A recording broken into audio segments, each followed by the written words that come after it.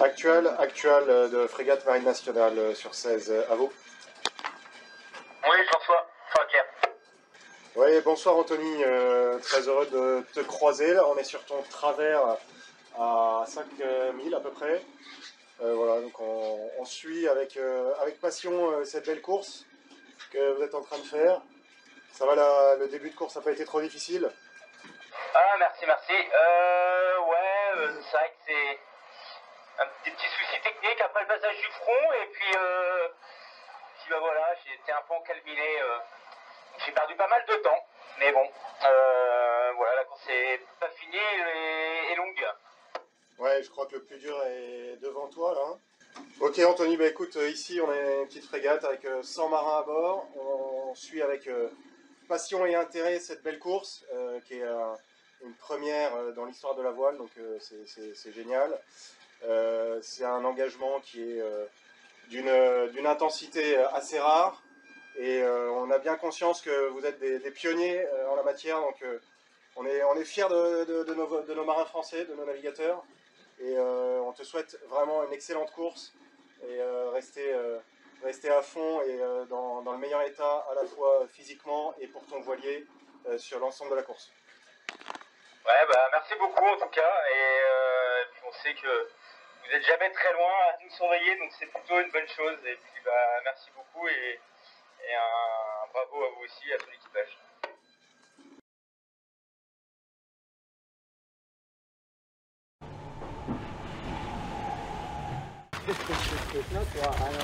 But when the boat comes in, you can move the van down onto the wharf. Ok. Yeah. Vous étiez dans son sac? Il pensait.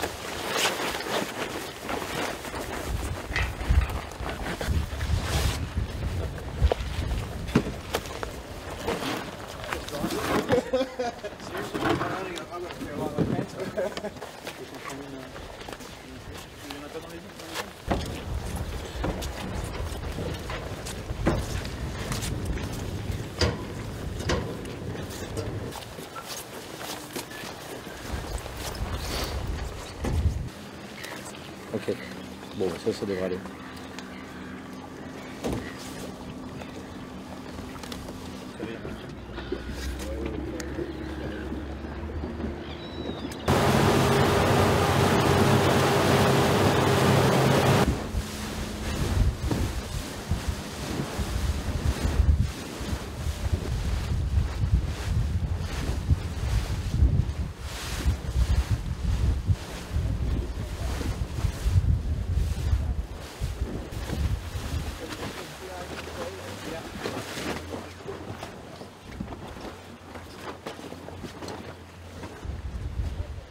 Welcome in Australia, mate.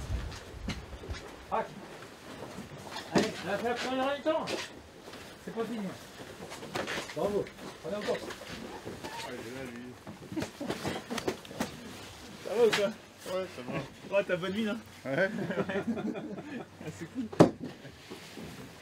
C'est bon les OP, hein, Léo?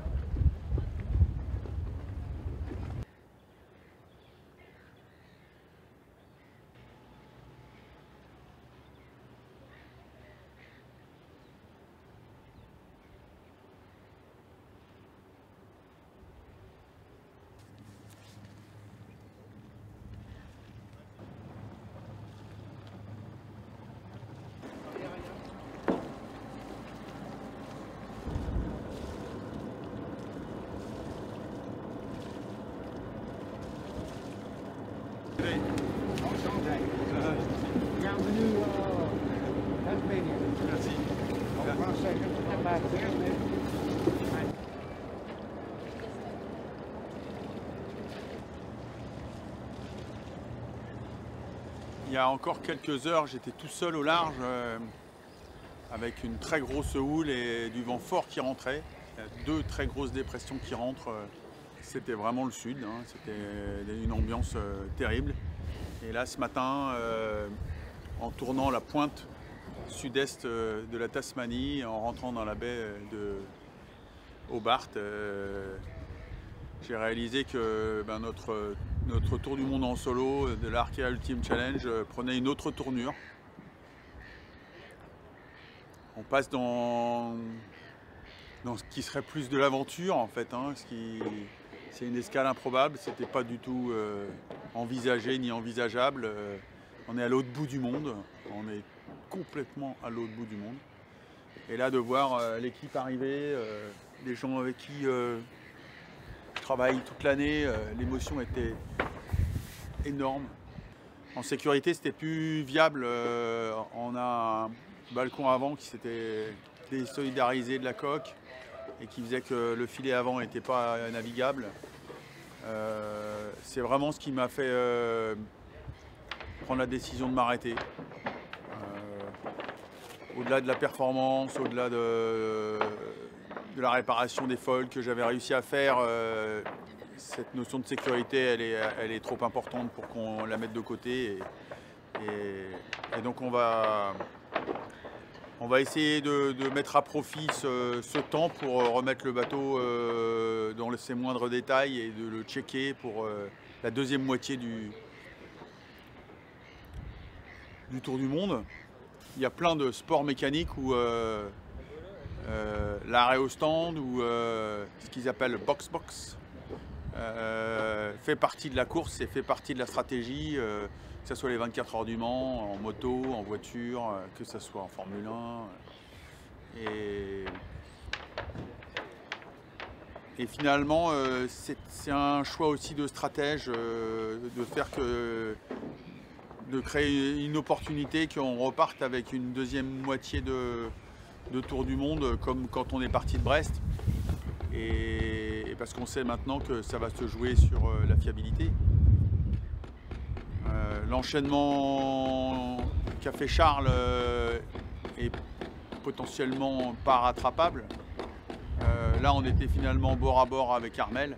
Donc c'est sur ces sujets-là que ça va se jouer. Donc on essaie d'avoir une attitude finalement ou de rester complètement dans la course, de rester complètement dans l'état d'esprit de l'Arkea Ultimate Challenge et de mettre à profit cet arrêt en Tasmanie pour envisager la suite, pour envisager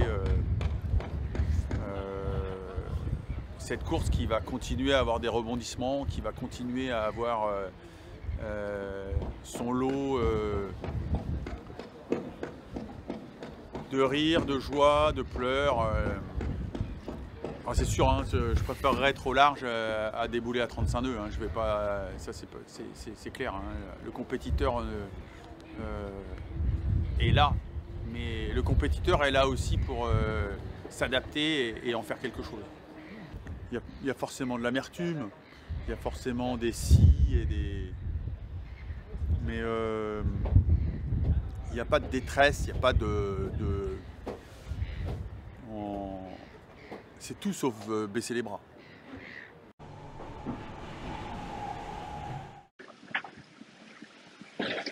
En pleine nuit, dans l'océan Pacifique par 50 sud. Et là c'est improbable.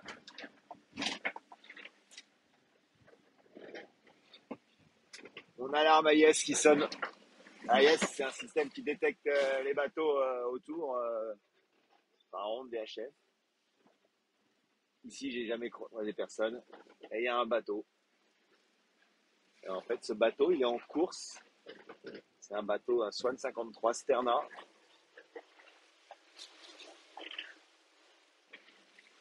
J'ai été surpris d'entendre l'alarme AIS parce que je m'attendais à l'alarme de collision. On avait nos routes qui se croisent et ils passent pas loin de moi. Et j'ai pensé que c'était une blague. Et non, il y a bien un des concurrents, un pur hasard.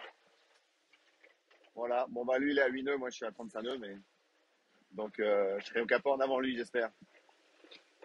Voilà, bonne soirée. Je vais essayer de les contacter à la DHF, mais ça répond pas beaucoup. C'est une course où ils naviguent à l'ancienne, ils n'ont pas le droit à aucun élément. Ils ont la yes, mais pour émettre, mais ils savent pas, eux ils peuvent pas me voir, ils n'ont pas d'ordinateur pour me voir, donc ils savent pas que je suis là. Donc on va voir s'ils font la veille VHF. Et je pense que ça va être tout. Voilà.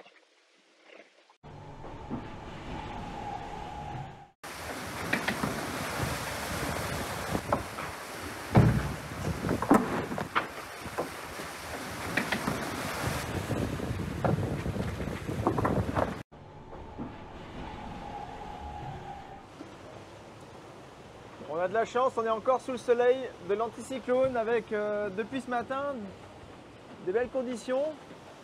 On a repris du vent, donc là ça déboule, c'est sympa.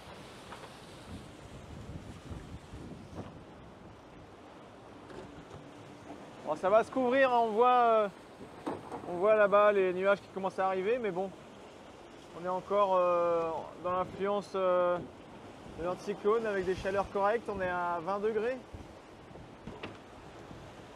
Mais bon, ça va pas tarder. Le froid est en train d'arriver parce que là c'est du vent du sud qui va arriver comme ça. Et puis bah, ça va se cailler d'un coup. Hein. Voilà.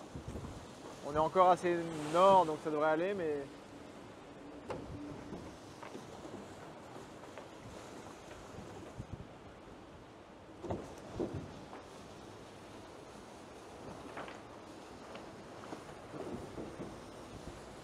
voilà, donc ça fonce sur Adagio.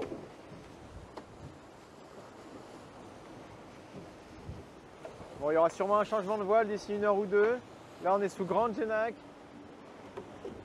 Et bah, du coup, comme ça va refuser, il va falloir passer soit J1, soit J2, suivant la force du vent. On va voir. On va voir. Voilà. Mais bon, c'est comme ça. On fait des manœuvres et des manœuvres. On défait, on refait. C'est travailler, pareil. Allez, eh ben à plus tard. Ça défoule, hein. Ça défile bien là, hein, derrière. Hein. Wouhou. En tout cas, c'est super agréable.